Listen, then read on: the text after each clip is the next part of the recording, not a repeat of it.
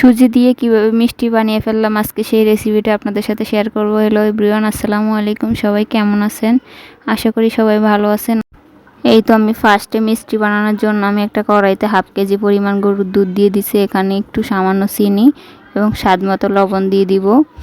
দিয়ে এটাকে কিছুটা গোড়া মশলা দিয়ে দিব, কাঠ মশলা দিয়ে একটু নাড়াচাড়া করে দুধটা ফুটিয়ে নিব। এই তো দুধটা ফুটে গেলে এখানে আমি অল্প অল্প করে সুজি দিয়ে একটা ডো তৈরি করে নিব। আমি এখানে খালি সুজিটাই ইউজ করতেছি, আর কিছু কিন্তু এখানে অ্যাড করতেছি না। এই তো আমি সুজিটা অল্প অল্প করে দিয়ে এক শক্ত করে একটা খামির বানিয়ে নিব। এই তো আমি অনেকক্ষণ নাড়াচাড়ার পর দেখুন কড়াই থেকে একটু আগলা হয়ে উঠে যাবে। এই তো এই পর্যায়ে আমি নামিয়ে নিব। দেখুন আমারটা কিরকম হয়েছে দেখে অবশ্যই বোঝা যাচ্ছে। এই পর্যায়ে আমি নামিয়ে একটু ঠান্ডা করে নিব। আমি ওই চুলাতে একটা পাতিল বসিয়ে দিব। এখানে কিছুটা পরিমাণ চিনি দিয়ে দিব। আপনারা যতটুকু পরিমাণ বানাবেন ওটা অনুযায়ী একটু শিরা বানানোর জন্য চিনি নিয়ে নেবেন। এই তো আমি কিছুটা চিনি নিয়ে কিছুক্ষণ নাড়াচাড়া করে একটু লাল কালার করে ভেজে নিব। আসলে ক্যারামেলের কালারটা যেরকম আসে ওরকম ক্যারামেলের মতো লাল করে চিনিটা গলিয়ে নিব। এই তো আমি অনেকক্ষণ নাড়াচাড়া করতে করতে কালার চলে আসছে আমার এটাতে। এই পর্যায়ে আমি এখানে দুধটা অ্যাড করে দিব। এই তো আমি এখন দুধ দিয়ে দিচ্ছি। এখানেও আমি হাফ কেজির মতো গরুর দুধ দিয়ে দিচ্ছি। তবে এখানে দুধটা দেওয়ার পর ক্যারামেলটা একবারে শক্ত হয়ে যাবে, তবে কিছুক্ষণ নাড়াচাড়ার পরে ঠিক হয়ে যাবে। আবার চুলার উপরে রেখে অনেকক্ষণ নাড়াচাড়ার পর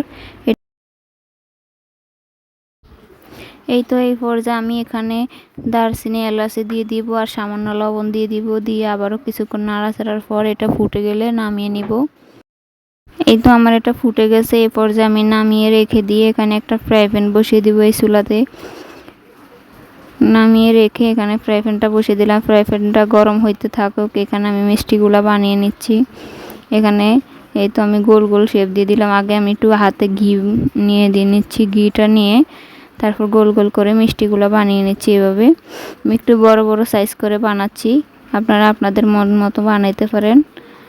এই তো এখানে আমি লং এলাচি দারচিনিগুলো সবগুলো বেছে ফেলে দিয়ে চুলাতে পরিমাণ মতো তেল দিয়ে দিচ্ছি। ফ্রাই প্যানে দিয়ে এখানে মিষ্টিগুলো দিয়ে দিব। অবশ্যই তেলটা হালকা একটু গরম হয়ে আসলে তখন দিয়ে দিবেন। দিয়ে কখনোই সাথে সাথে উল্টানোর চেষ্টা করবেন না। এক ফিট হয়ে গেলে তারপরে হালকা হাতে একটু উল্টে দিবেন, কারণ এই পর্যায়টা খুবই নরম থাকে, এটা ভেঙে যাওয়ার সম্ভাবনা খুব বেশি থাকে। এই তো আমি হালকা হালকা করে এ পর্যায়ে উল্টে পাল্টে ভেজে নিছি। আমি এই তো দুধের শিরাটার ভিতরে এগুলো মিষ্টিগুলো দিয়ে দিব।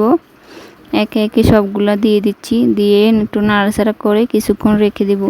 আপনারা যদি এটা রাত্রে বানান সারা রাতের জন্য রেখে দিলে খুবই সুন্দর হবে। সকালবেলা একদম মিষ্টিগুলা পুরা দুধটা চুষে খেয়ে একদম তুলতুলে নরম হয়ে যাবে। তা আমি কিছুক্ষণ রাখছি, তাতে একটুখানি ফুলছে। আমার সময় ছিল না, কারণ বানানোর পর সবাই খাওয়ার জন্য পাগল হয়ে গেছে। এই তো আমি পর্যায়ে সবাইকে দিয়ে দিচ্ছি। তারপর অনেকটা ফুলে গেছে, আপনারা দেখতেই বুঝতে পারতেছেন। এই তো আর আজকের ভিডিওটা কেমন লাগছে সবাই কমেন্ট করে জানাবেন। আর কারা কারা এই সুজির মিষ্টিটা বাসায় বানিয়ে খাওয়ান বাচ্চাদেরকে অবশ্যই কমেন্ট করে যাবেন। আল্লাহ হাফেজ।